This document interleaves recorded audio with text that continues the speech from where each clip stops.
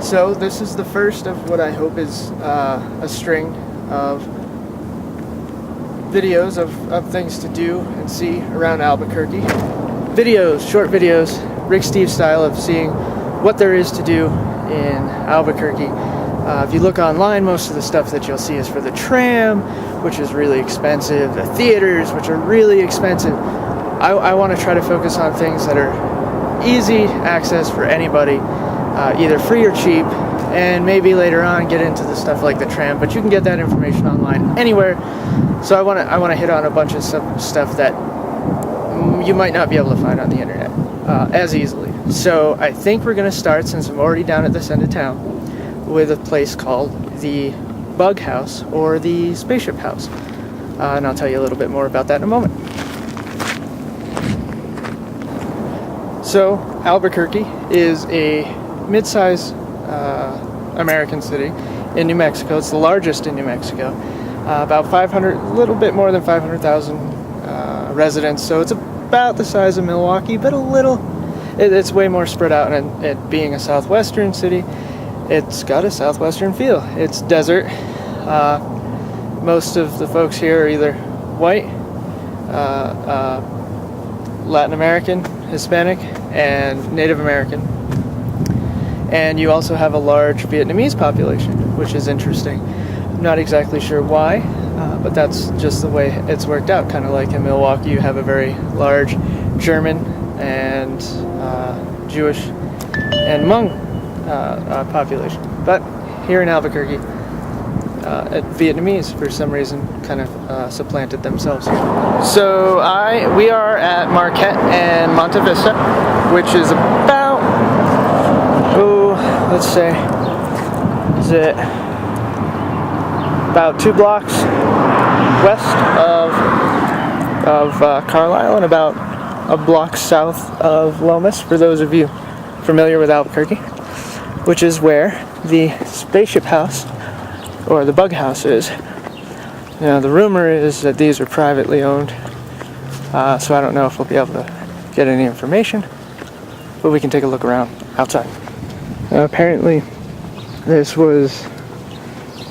whole building was built by, or designed by, an architect by the name of Bart Prince, and as far as I understand it, he has a tendency to build from the inside out, and built this based on a lot of the information that he received from the purchaser, the owner of the building. It's pretty overgrown with brush, as you can see, but I think that's probably done on purpose to feel all secluded and such. But it really is a really kind of a cool structure, really in the middle of a town full of, well, adobe buildings otherwise, so just normal houses. The front, a couple of cool dinosaur structures that are not as well hidden as everything else.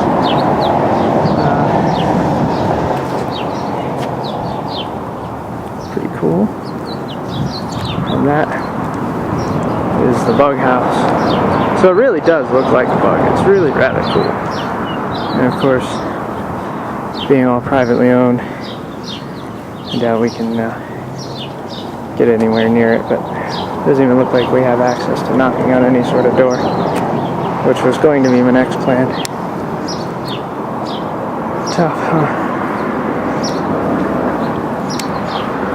Turns out that right next door, another pretty cool house was built, and I believe that this is actually built by the same architect, or designed by the same architect. I'm not really sure.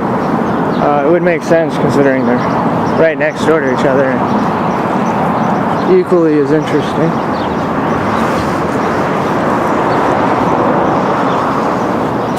Okay, so now we are in what is so kindly referred to as the War Zone, the southeastern part of Albuquerque. Does have a higher crime rate, but quite frankly, being a pasty white guy, I don't feel all that uncomfortable walking the streets during the day. So the city has tried to call it the International District in hopes of gaining some sort of positive spin on things. But here, on the corner of Central and Louisiana, there is a cool guy, otherwise known as a muffler man.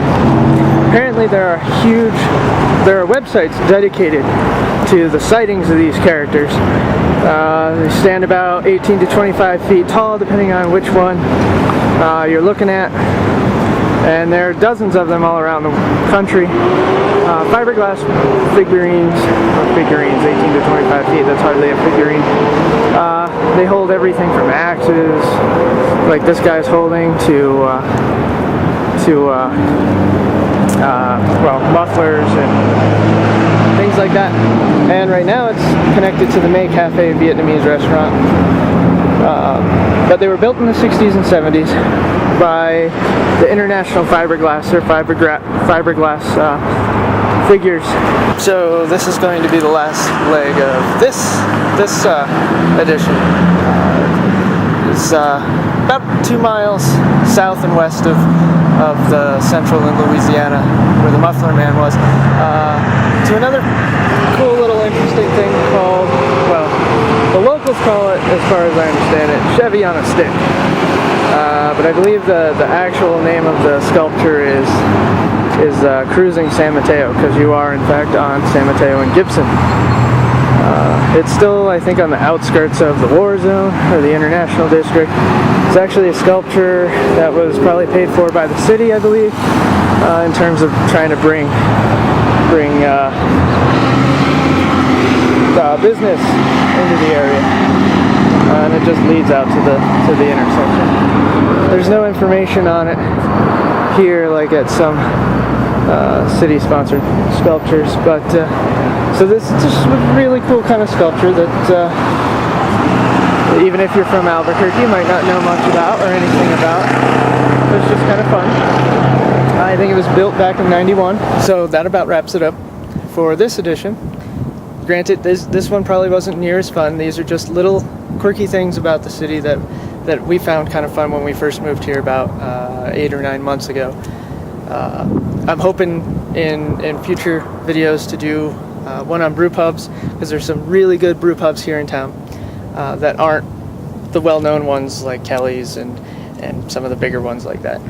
Also, some of the open spaces and parks here in town that I'd really like to get to. But for now, that's it.